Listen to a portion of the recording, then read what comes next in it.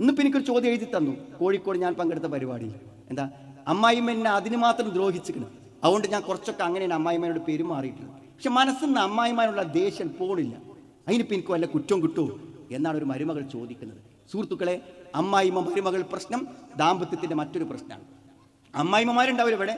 അവരോട് എനിക്ക് പറയാനുള്ളത് എന്തായാലും നിങ്ങൾ മനസ്സിലാക്കേണ്ട കാര്യം, ആ പെൺകുട്ടിയോട് നിങ്ങൾ സ്നേഹത്തോടുകൂടെ പെരുമാറിയാൽ നിങ്ങളുടെ വാർദ്ധക്യത്തിലും അവശതയിലും അവൾ തരും, നിങ്ങളുടെ ചുണ്ടിൽ വെള്ളം തൊട്ടു തരാൻ അവളുണ്ടാവും.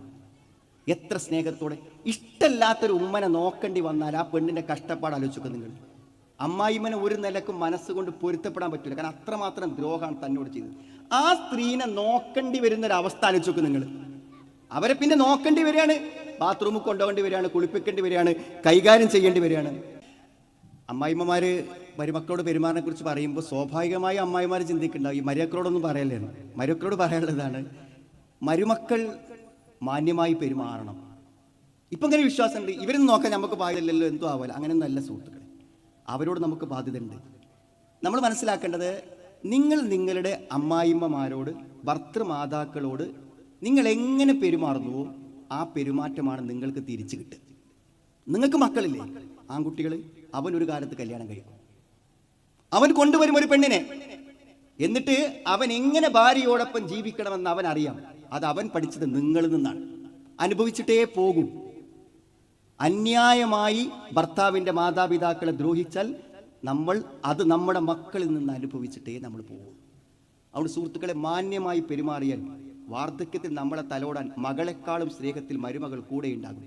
വെറുതെ ഒരു പോരിൻ്റെ മനസ്സുകൊണ്ട്, ഒരു പിശുക്കിൻ്റെ മനസ്സുകൊണ്ട് എന്തിനാണ് സഹോദരങ്ങളെ നമ്മളെ ജീവന് തുല്യം സ്നേഹിച്ച് പരിചരിക്കാൻ കാത്തു നിൽക്കുന്ന ഒരു സഹോദരിയുടെ മനസ്സ് വെറുപ്പിക്കുന്നത്? എനിക്ക് വേദന തോന്നി. ഒരു മരുമകൾ സംശയം ചോദിച്ച് വോയിസ് അയച്ച്. എന്താ സംശയം എന്നറിയും? വാപ്പി ഇമ്മി മാത്രം ഉറങ്ങുന്ന റൂമിലൊരു ബാത്റൂമുണ്ട്, അത് കഴുകാൻ എനിക്ക് ബാധ്യത ഉണ്ടോ എന്നാണ് മരുമകളെ ചോദ്യം. അപ്പോൾ അത് കഴുകാത്തതാണ് ഇപ്പോഴത്തെ ഏറ്റവും ലേറ്റസ്റ്റ് പ്രശ്നം. ഏത്? അമ്മായിമ്മയും അമ്മോഷനും കിടന്നുറങ്ങുന്ന റൂമിൻ്റെ ബാത്റൂം. സുഹൃത്തുക്കളെ, നമ്മൾ പ്രാഥമിക കാര്യങ്ങൾക്ക് പോകുന്ന റൂമിൽ അവിടെ ബക്കറ്റ് തുറന്നു വെച്ചൊരു ബക്കറ്റ് വെള്ളം അതിൽ ഒഴിച്ചാൽ എന്താ സംഭവിക്കാൻ പോകണം? ആ ബാത്റൂം കഴുകാൻ വേണ്ടി മരുമകളെ നിർബന്ധിക്കുമ്പോൾ നാം ആലോചിക്കണം, നമ്മുടെ വീട്ടിൽ മാന്യമായി ഒരു പെരുമാറ്റം നമ്മുടെ മരുമകൾക്ക് കൊടുക്കാൻ നമുക്ക് ബാധ്യതയില്ലേന്ന്.